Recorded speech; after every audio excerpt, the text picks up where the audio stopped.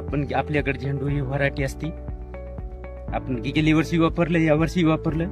गेली वर्षी झेंडू एकदम लहान राहिला होता आपला, तर ते आपण बुरकुटे साहेबाकडे गेलो समजा सहजान, तर ते नवीनच आलता हे श्रीराम ड्रिपिटचं हे खत. तर आपण 2 बॅग यूज केलेत आणि चांगल्या प्रकारे आपल्याला त्याचा रिझल्ट आलेला आहे.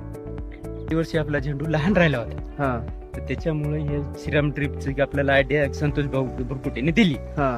तर आपल्याला एक अपेक्षा 1 टनाची होती, 2 टन माल झाला आपल्याला आणि 50चा रेट लागला.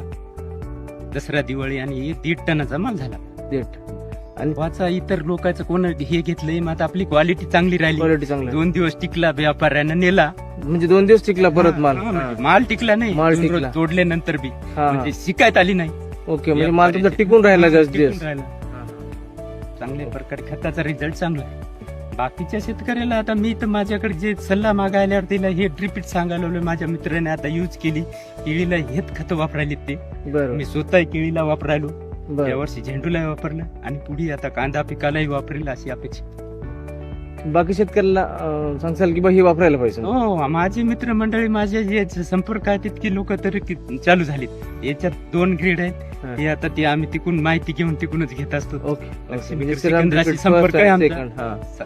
श्रीराम फर्स्ट ग्रेड आणि श्रीराम ड्रिपिट सेकंड ग्रेड 3 देश.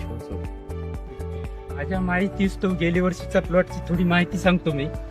गेल्या वर्षी झेंडू आपला गेल्यातच घंटी एकदम बारीक राहिला होता, चिंबक रान. त्याच्यानंतर संतोष भाऊच्या ते लक्ष्मी कृषी केंद्रावरून आम्ही सल्ला घेतला, त्यांनी ही बॅग दिली आणि 1 टनाची अपेक्षा असताना 2 टन माल निघाला. त्याच्यामुळे ते यूज करणे सगळे प्लॉट सगळं खराब झाला होता, सोडल्यानंतर तुमचा अजून प्लॉट बी चांगला झाला आणि परत उत्पन्न चांगलं झालं. 1 एकरला 2 बॅग सोडले आम्ही. A ग्रेड सुरुवातीला सोडली दसऱ्याला आणि दीपावळीला B ग्रेडचा.